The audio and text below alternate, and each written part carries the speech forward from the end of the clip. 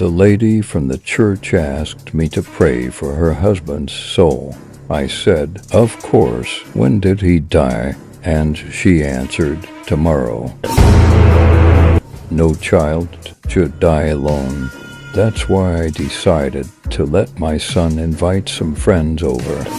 Someone started having a coughing fit at my workplace. The problem is that I work alone in a morgue.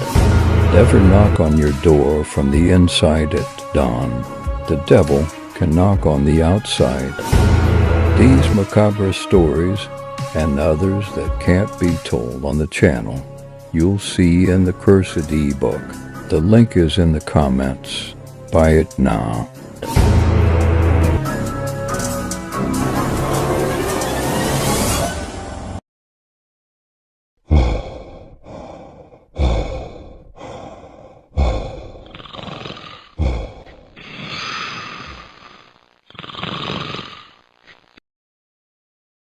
I broke the rules of this hotel, and it nearly cost me my sanity.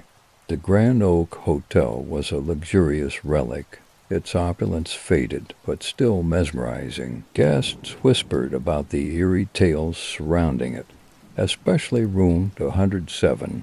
"Don't enter after midnight," they'd say, but curiosity got the better of me. The first night was uneventful, with the usual creaks of old wood and distant murmur of the city outside. By the second night, I felt an inexplicable pull toward room 207, the door of which stood slightly ajar. Despite the hotel's reputation, I ventured inside. The room was pristine, almost to perfect. It was as if time had stopped the moment I crossed the threshold. The bed was neatly made, the curtains drawn, but something fell off, an unsettling chill that had nothing to do with the air conditioning. On the third night, the urge became irresistible. I stood before room 207's door, trembling slightly. The clock on the wall struck midnight, and I hesitated, but the allure of the forbiddance was too strong.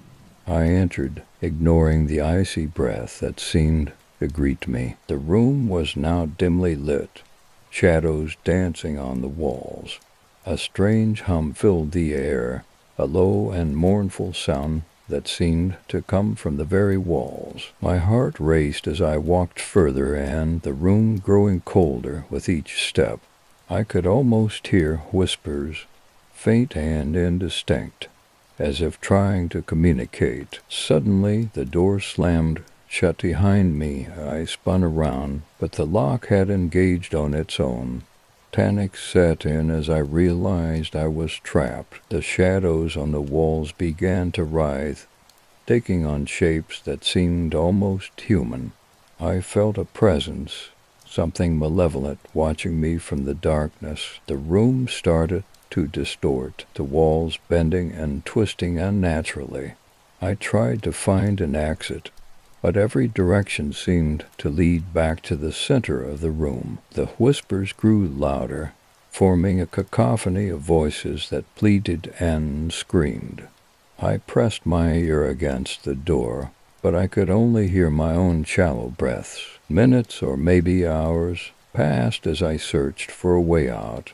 My mind raced with fear and desperation. I could feel my sanity fraying, each moment stretching into eternity. The shadows seemed to close in, their forms becoming more defined, more threatening. Just when I thought I couldn't take it any longer, the door creaked open. I stumbled out, gasping for air, and looked back. Room 207 was as it had been before, perfectly normal, almost serene. I couldn't shake the feeling that something had followed me, that the room had somehow marked me. The rest of my stay was a blur. I kept my distance from room 207, avoiding the area entirely, but the whispers never left me. I could hear them in my dreams, in the quiet moments of the day. I had broken the rules, and the hotel had made sure I paid the price. Now, as I look back, I wonder if room 207 is still waiting for the next curious soul to defy its warnings. The Grand Oak Hotel stands as a reminder of the dangers that lurk when rules are broken, and I am forever haunted by the echoes of that night. I never returned to the Grand Oak, but the memory of room 207 lingers.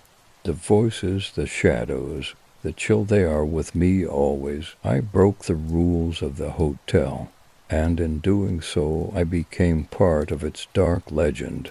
If you ever stay there, heed the warnings. Some doors should never be opened. Until next time, thank you.